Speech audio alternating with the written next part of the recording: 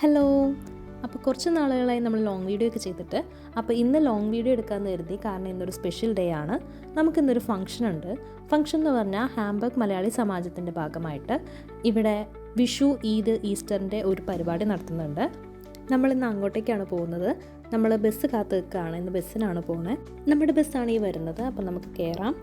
ഇന്നൊരു സാറ്റർഡേ ആണ്. പോരാത്തതിന് നല്ല സണ്ണി ആയിട്ടുള്ള വെതറാണ്.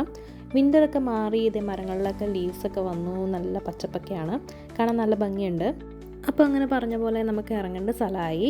ഇവിടുന്ന് കുറച്ച് ദൂരം ഉള്ളൂ നമ്മൾ പറഞ്ഞ നമ്മുടെ ഫംഗ്ഷൻ നടക്കുന്ന ബ്യൂർഗർ ഹൗസ് എന്ന് പറഞ്ഞ പ്ലേസിലേക്ക്.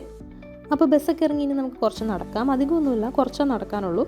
ഒരു പാർക്കിൻ്റെ ആ ഒരു ഏരിയയുടെ അടുത്തായിട്ടാണ് ഈ ബ്യൂർഗർ ഹൗസ് ഉള്ളത്. നമ്മളിപ്പോൾ ബ്യൂർഗർ ഹൗസിൻ്റെ എൻട്രൻസിലാണ് വന്ന് നിൽക്കുന്നത്. ഫംഗ്ഷനും കാര്യങ്ങളൊക്കെ നടത്താൻ പറ്റിയ നല്ലൊരു പ്ലേസാണ്. ചുറ്റും മരങ്ങളൊക്കെ ആയിട്ട് നല്ല ഭംഗിയുള്ളൊരു സ്ഥലമാണ്. അപ്പോൾ എന്തായാലും നമുക്ക് അകത്തേക്ക് കയറാം. ഇവിടെ അങ്ങനെ അധികം ആരും കാണുന്നില്ല. നമ്മളാണ് ഇവിടെ ആദ്യം എത്തിയെന്ന് തോന്നുന്നത്. എന്തായാലും നമുക്ക് ചുമ്മാ ഇവിടെ ചുറ്റിക്കറങ്ങിയൊക്കെ നടക്കാം. ഇവിടെ വേറെയും അപ്പുറത്ത് വേറെ ബിൽഡിങ്സ് ഒക്കെ ഉണ്ട്. പക്ഷെ നമ്മളിപ്പോൾ റെൻറ്റിനെടുത്തിരിക്കുന്ന ഈ ഒരു ബിൽഡിംഗ് മാത്രമാണ് നമ്മുടെ പരിപാടിക്ക് വേണ്ടിയിട്ട്. അധികം ആൾക്കാരൊന്നുമില്ല. ഒരു 10-50 പേര് ഒക്കെയുള്ളൊരു ഫംഗ്ഷനായിട്ടാണ് നടത്തുന്നത്. കാരണം ബ്രിഡ്ജ് ഡേ ആയതുകൊണ്ട് മിക്കവരും പുറത്ത് കറങ്ങാനും ട്രിപ്പൊക്കെ പോയേക്കുവാണ്. കയറി ചെല്ലുമ്പോൾ തന്നെ ഒരു സ്വാഗതമൊക്കെ പറഞ്ഞിട്ടുള്ള ഒരു വെൽക്കം ബോർഡ് കാണാം. അപ്പോൾ നമുക്ക് എന്തായാലും ഇനി അകത്തേക്ക് കയറി നോക്കാം, അവിടെ എന്തൊക്കെ പരിപാടികളാണ് നടക്കണമെന്ന് കാണാം. അപ്പോൾ ഇതാണ് നമ്മുടെ ഫംഗ്ഷൻ നടക്കുന്ന ഹാള്. കുറച്ച് ആൾക്കാർ ഇപ്പോൾ എത്തിയിട്ടുള്ളൂ.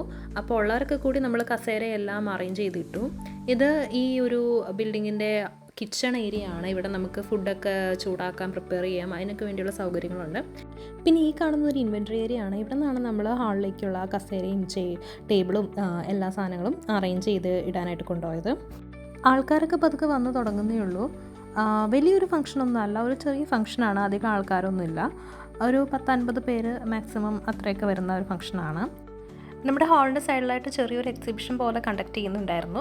ഒരു അമ്മയും മോനും കൂടെ ചേർന്നിട്ടാണ് എക്സിബിഷൻ കണ്ടക്ട് ചെയ്യുന്നത്. മോമാൻസ് ആൻഡ് ക്രിയേഷൻസ് എന്നാണ് എക്സിബിഷൻ്റെ പേര്. അവരുടെ പെയിൻറ്റിങ്സ്, ഡ്രോയിങ്സ്, പിന്നെ ക്യാൻഡിലുകൾ, സോപ്പുകൾ, ഫ്ലവർ വേസ്, അങ്ങനെയുള്ള സാധനങ്ങളൊക്കെയാണ് എക്സിബിഷനിൽ വെച്ചിരിക്കുന്നത്. എക്സിബിഷൻ മാത്രമല്ല, ഐറ്റംസൊക്കെ സെയിലും ഉണ്ടായിരുന്നു. ഒരുപാട് ആൾക്കാർ മേടിക്കുന്നുണ്ടായിരുന്നു. അഫോർഡബിൾ റേഞ്ചിലാണ് എല്ലാം. അപ്പോൾ അതൊക്കെ കഴിഞ്ഞ് നമ്മൾ ജസ്റ്റ് പുറത്തേക്ക് ഇറങ്ങി. ഇത് നമ്മുടെ ഹാളിൻ്റെ മറ്റൊരു വശമാണ്. നല്ല സൗകര്യമുള്ളൊരു ഹാളാണ്. നമ്മുടെ മലയാളി അസോസിയേഷൻ്റെ എല്ലാ പരിപാടികളും ഇവിടെ വെച്ച് തന്നെയാണ് നടത്താറ്. ഓണം ആയാലും ക്രിസ്മസ് ആയാലും ഒക്കെ.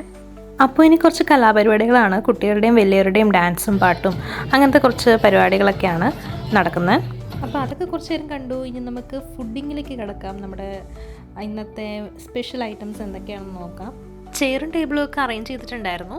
അപ്പോൾ ഫസ്റ്റ് സ്റ്റാർട്ടറായിട്ട് വന്നത് ഒരു കട്ട്ലേറ്റാണ്.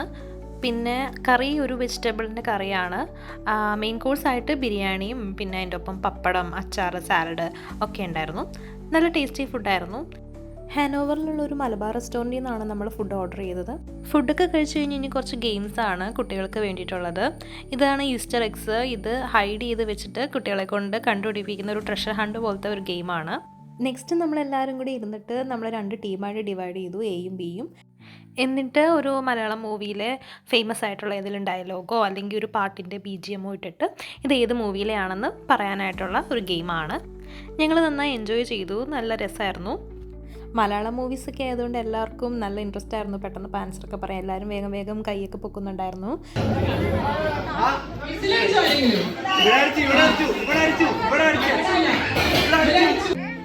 നെക്സ്റ്റ് മലയാളം മൂവി ക്വിസ് ആയിരുന്നു. അതായത് മലയാളം മൂവീസിലെ ക്യാരക്ടേഴ്സിൻ്റെ പേര് പറയുക, പിന്നെ അവർ തമ്മിലുള്ള റിലേഷൻസ് ആ മൂവിയിൽ, അങ്ങനത്തെ ക്വസ്റ്റ്യൻസൊക്കെ ആയിരുന്നു.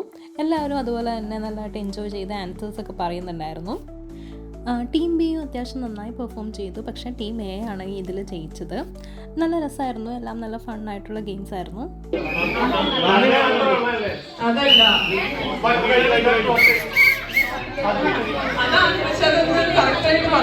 നെക്സ്റ്റ് ഒരു മെയിൻ ആയിട്ടുള്ളൊരു ടോപ്പിക്കാണ് ഡിസ്കസ് ചെയ്യുന്നത്. അതായത് ഇവിടുത്തെ മലയാളി കുട്ടികളെ മലയാള ഭാഷ പഠിപ്പിക്കുന്നതിന് വേണ്ടിയിട്ട് സ്റ്റാർട്ട് ചെയ്യുന്ന ഒരു പദ്ധതിയാണ് അക്ഷരക്കളരി എന്ന് പറയുന്നത്. നമ്മുടെ കേരള സർക്കാരിൻ്റെ അണ്ടറിൽ വരുന്നതാണ്. ഒരു ഗവൺമെൻറ് ഇനീഷ്യേറ്റീവ് തന്നെയാണ്. 2005 ഫസ്റ്റായിട്ട് ഇത് സ്റ്റാർട്ട് ചെയ്യുന്നത്. അതായത് നമ്മുടെ മലയാളി കുട്ടികളുടെ ഇടയിൽ മലയാള ഭാഷയെ പ്രൊമോട്ട് ചെയ്യുക, നമ്മുടെ കൾച്ചറും കാര്യങ്ങളുമൊക്കെ. ഏകദേശം 40-ൽ കൂടുതൽ രാജ്യങ്ങളിൽ 40,000-ൽ കൂടുതൽ സ്റ്റുഡൻസ് ഈ അക്ഷരക്കളരി എന്ന പദ്ധതിയിലൂടെ മലയാളം ലാംഗ്വേജ് പഠിക്കുന്നുണ്ട് ഇപ്പോൾ. ഓരോ റീജിയനിൽ ഓരോ ലേണിംഗ് സെൻറ്റർ ഉണ്ട്. അവിടെ വെച്ചായിരിക്കും ക്ലാസ്സുകളൊക്കെ നടത്തുന്നത്. ടീച്ചേഴ്സായിട്ട് നമ്മൾ ഡെഡിക്കേറ്റഡ് ആയിട്ട് വരുന്ന വോളണ്ടിയേഴ്സിനെയാണ് ടീച്ചേഴ്സായിട്ട് സെലക്ട് ചെയ്യുന്നത്.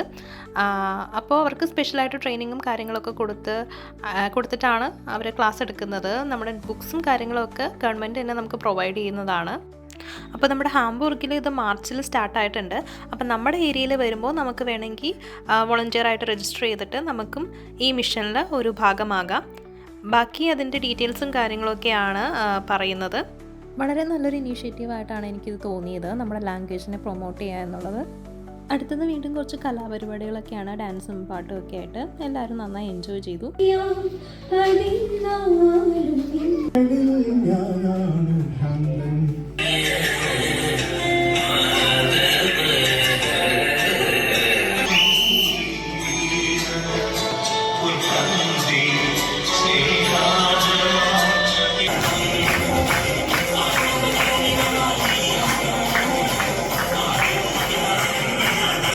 അപ്പോൾ അങ്ങനെ സമയം പോയത് അറിഞ്ഞില്ല. അതേ പരിപാടിയൊക്കെ കഴിഞ്ഞു. നമ്മളിത് ഇവിടുന്ന് പഴംപൊരിയും കട്ടൻ ചായയൊക്കെ കഴിച്ചിട്ട് പതുക്കെ ഇവിടെ നിന്ന് ഇറങ്ങാൻ പോവുകയാണ്.